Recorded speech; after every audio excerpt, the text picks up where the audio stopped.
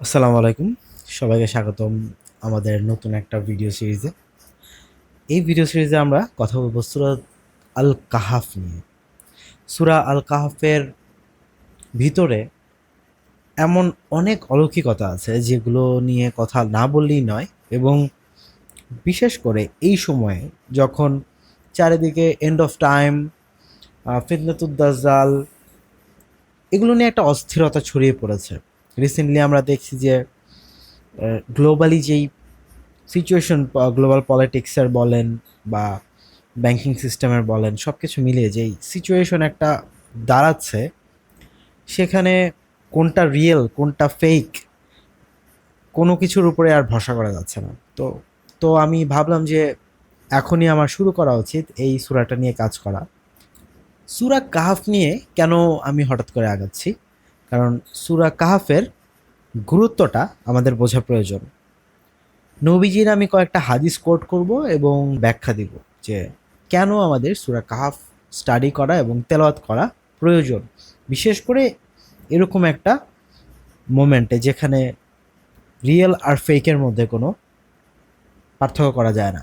তো চলুন সূরা কাহাফের গুরুত্ব এবং এটা নাজিলের ব্যাক স্টোরি সম্বন্ধে একটু আলোচনা করি। সূরা কাহাফের গুরুত্ব বর্ণনা করতে গিয়ে নবী করিম সাল্লাল্লাহু আলাইহি সাল্লাম বলেছেন, এটা হাদিসে বর্ণিত, যে যে ব্যক্তি জুম্মার দিনে সূরা কাহাফ তেলাওয়াত করবে তার জন্য এক জুমা থেকে আরেক জুমা পর্যন্ত নূরের আলো দেয়া হবে, মানে আল্লাহর তরফ থেকে নূরের আলো দেয়া হবে। এখন এই নূরের আলো দিয়ে আমরা কি বুঝি? এটা হচ্ছে একটা বিশেষ চিন্তার বিষয়। মুমিনের অন্তর্দৃষ্টি থেকে সাবধান থেকো, কারণ সে আল্লাহর নূর দ্বারা দেখে। এটা একটা হাদিসে কুদসি, এবং কোরআনের বিভিন্ন আয়াতে আল্লাহ তাআলা নূরের সাথে এমন এমন স্পেসিফিক ইভেন্ট বা স্পেসিফিক টাস্ককে কানেক্ট করেছেন যে দেখা যায় নূরকে ব্যাখ্যা করতে গেলে বুঝতে হয় নূরকে একটা লেন্সের মতো করে দেখতে হয়, বা নূরকে আমরা একটা ফিল্টারের মতো কল্পনা করতে পারি। যে ধরেন এখানে আমার হাত দেখা যাচ্ছে, হয়তোবা নূরটা অনেকটা গামা রে বা এক্স রের মতো একটা ফিল্টারেশন সিস্টেম, যেটা আমার হাতের উপর ফেললে আমার একদম এটার ভিতরে কী আছে, অ্যাকচুয়ালি এটার ভিতরে কী আছে সেটা দেখা যায়। তো নূর হচ্ছে এমন একটা জিনিস। সূরা কাহাফের ব্যাপারে নবীজির এই হাদিসটা এটাই মিন করছে যে সূরা কাহাফকে যদি কেউ বোঝে, তাহলে তার কাছে একটা রিয়েলিটির ফিল্টারেশন বা রিয়েলিটির লেন্স চলে আসবে, যেটা দিয়ে সে এমন অনেক কিছুই হয়তোবা বুঝতে পারবে যেটা সাধারণ মানুষ বুঝতে পারে না। সূরা কাহাফের ব্যাপারে আরও 2টা হাদিস আছে মেইন হাদিসগুলোর মধ্যে। এই 2টা হাদিস দাজ্জালের ব্যাপারে। তো দাজ্জালের ব্যাপারে কি হাদিস হচ্ছে চলুন দেখি। যে ব্যক্তি সূরা কাহাফের প্রথম 10 আয়াত মুখস্থ বা সংরক্ষণ রাখবে, সে দাজ্জালের ফিতনা থেকে সুরক্ষিত থাকবে। এবং যে ব্যক্তি সূরা কাহাফের শেষের 10 আয়াত পাঠ করবে, সে দাজ্জালের ফিতনা থেকে সুরক্ষিত থাকবে।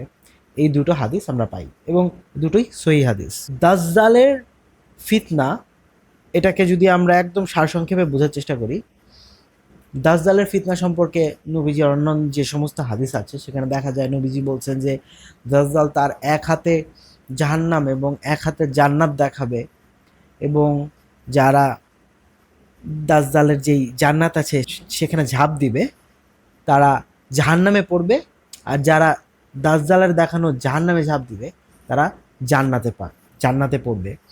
এরকম অনেক কিছু আছে। ফিতনাতুদ দাজ্জালটা একটা মানে very important event, not only in Muslim history, মানে নাসারা বলেন, ইহুদি বলেন, ইনফ্যাক্ট হিন্দু ধর্মেও এটার একটা রেশ দেখা যায়, যেটাকে তারা বলে কল্কি যুগ বা কালের অবতার। এরকম একটা কনসেপ্ট আছে, মানে সব ধর্মেই একটা কনসেপ্ট আছে যেখানে খুব বাজে একটা সিচুয়েশন হবে, যেখানে একটা সুপ্রিম ভিলেন টাইপের কিছু একটা আসবে এবং সেটার সাথে গুডনেসের একটা ফাইট হবে। এখন আমাদের ধর্মে, মানে যেটা আমরা রিয়েলি বিশ্বাস করি, নবী করিম সাল্লাল্লাহু আলাইহি সাল্লামের প্রফেসি অনুযায়ী দাজ্জাল আসবে, ফিতনা তৈরি করবে এবং মুসলিমদের দাজ্জালের থেকে বেঁচে থাকতে হবে আপ আনটিল ঈসা আলাইহিস সালাম দাজ্জালের সাথে পাল্লা দিবে এবং দাজ্জালকে শেষ করে দিবে। তারপরে একটা ঠান্ডা সিচুয়েশন আসবে। তো এই দাজ্জালের যে ফিতনা, এটা খুবই কনফিউজিং একটা টাইম চলবে এই ইভেন্টটা। এবং এই কনফিউজিং টাইমে যে রহম পেতে চায় দাজ্জালের সেই ফিতনা থেকে, তার জন্য এই সূরা কাহাফ প্রয়োজন। এবং কেন প্রয়োজন সেটা আমরা এই সিরিজে ধাপে ধাপে লেয়ার বাই লেয়ার আনকভার করে করে দেখব যে কেন এই আধুনিক যুগে এসে এই সূরা কাহাফ আমাদের কিভাবে সাহায্য করতে পারে, আমাদের পারসেপশন এবং আমাদের দুনিয়া দেখার যে লেন্স সেটাকে কিভাবে চেঞ্জ করতে পারে। তো চলুন এবার আমরা আমাদের সূরা কাহাফের নাজিল হওয়ার যে পিছনের যে ঘটনাটা সেটা জেনে নিই।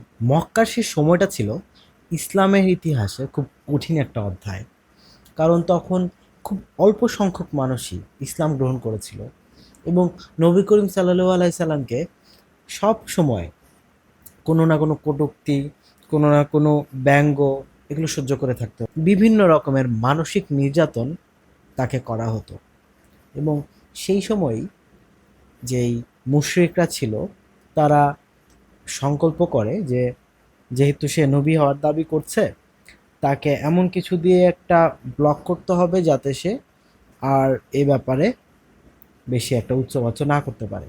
এই জন্য তারা প্ল্যান করলো যে তাকে এমন কিছু প্রশ্ন ছুড়ে দেই যেটা একজন নবী ছাড়া আর কারো জানার কথা না সাধারণত। তো এটার জন্য তারা চলে গেল ইয়াসরিব, অর্থাৎ বর্তমান মদিনায়। মদিনা থেকে কিছু মানুষের সাথে তারা কথা বললো যারা ছিল আহলে কিতাব সম্প্রদায়ের আলেম। তো তাদের কাছ থেকে তারা কিছু ডাটা কালেক্ট করলো যে তাদের যেহেতু তাদের ধর্মে এর আগে রাসূল এসেছে, একজন রাসূলের কাছে কি ধরনের কোশ্চেন করলে একজন রাসূলকে বোঝা যায়, এটা তারা জোগাড় করার জন্য সেখানে গেল এবং সেখান থেকে তারা 3টি প্রশ্ন নিয়ে আসলো। 3টি প্রশ্ন নিয়ে এসে নবীজিকে ছুড়ে দিল তারা। 3টি প্রশ্নের মধ্যে প্রথম প্রশ্নটি ছিল প্রাচীন যুগের গুহাবাসী যুবকদের ঘটনাটি কি।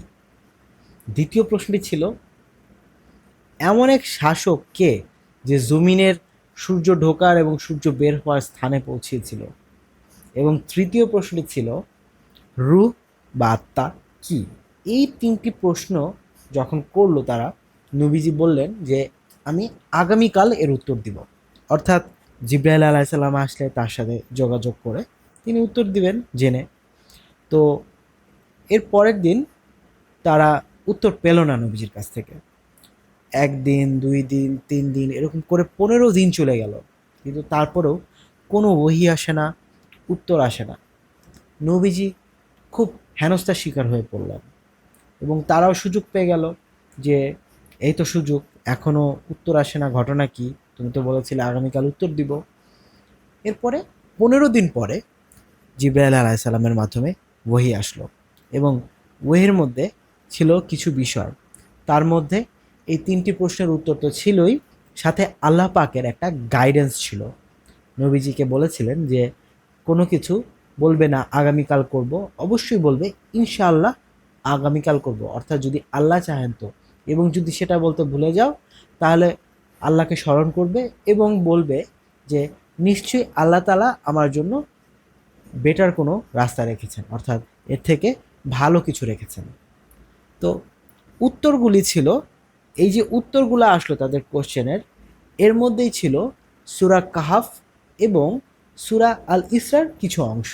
কিন্তু দুঃখজনক হলেও সত্য যে এই উত্তরগুলো, এই প্রশ্নের উত্তরগুলো নবীজি যখন অ্যাজ ইট ইজ দিয়েছিলেন, এবং শুধু যে উত্তর দিয়েছিলেন তাই না, একদম ব্রড লেভেলে আল্লাহ তাআলা তাকে এগুলোর উত্তর জানিয়ে দিয়েছিলেন যাতে তিনি সেই মুশরিকদেরকে এবং সেই আহলে কিতাবধারীদেরকে বুঝিয়ে দিতে পারেন যে তিনি সত্যিই আল্লাহর প্রেরিত নবী ও রাসূল। কিন্তু এটা জানার পরেও সেই মুশরিকরা অস্বীকার করে এবং তারা এটা বলে কথাটাকে পাশ কাটিয়ে যায় যে এগুলো তো পুরনো হিস্ট্রি, এবার আমাদেরকে আকাশ ভেঙে দেখাও এবং আল্লাহকে এনে দেখাও, ফিরিস্তা এনে দেখাও, এই সমস্ত উদ্ভট উদ্ভট চ্যালেঞ্জ তাকে দিয়ে তারা বিরক্ত করত।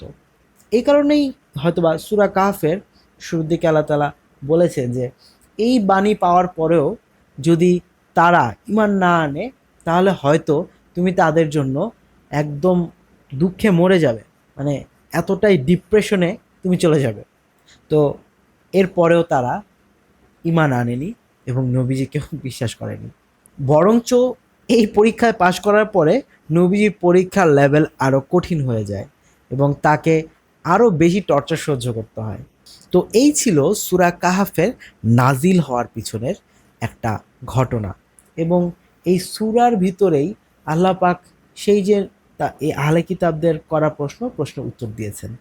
এখন আমার কথা হচ্ছে যে দাজ্জালের সাথে সূরা কাহফের সম্পর্কটা তাহলে কোথায়?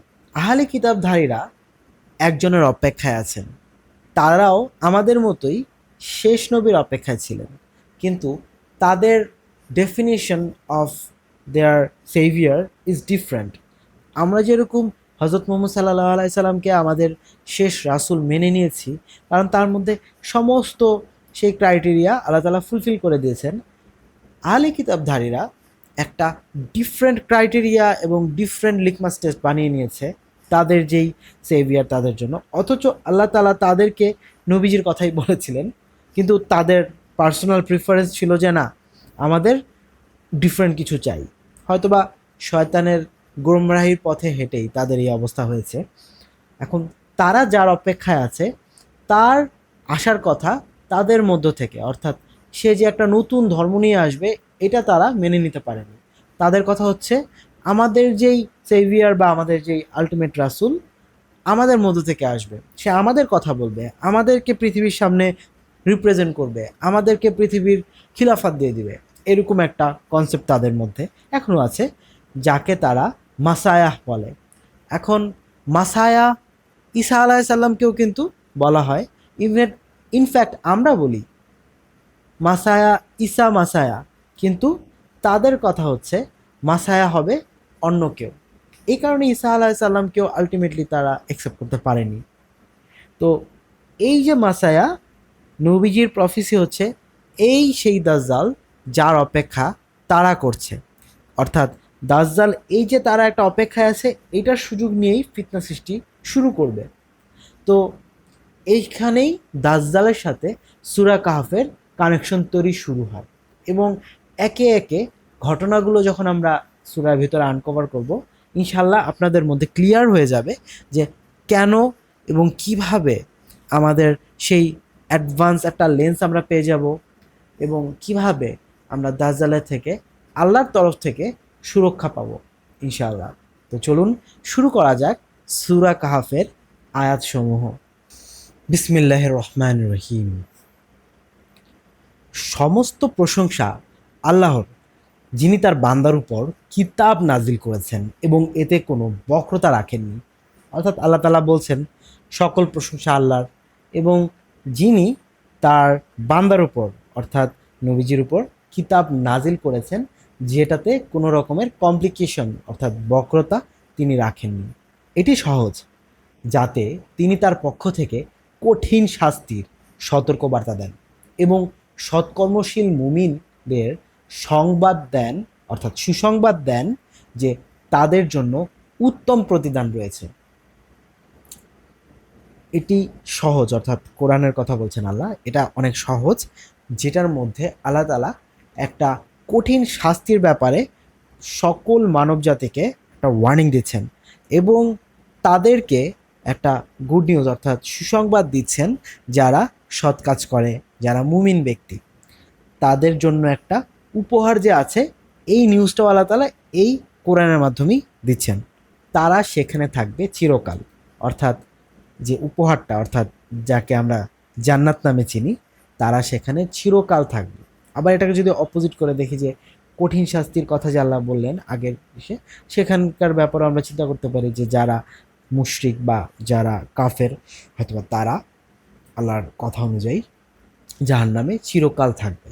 এবং সতর্ক করেন তাদের যারা বলে আল্লাহ সন্তান গ্রহণ করেছেন।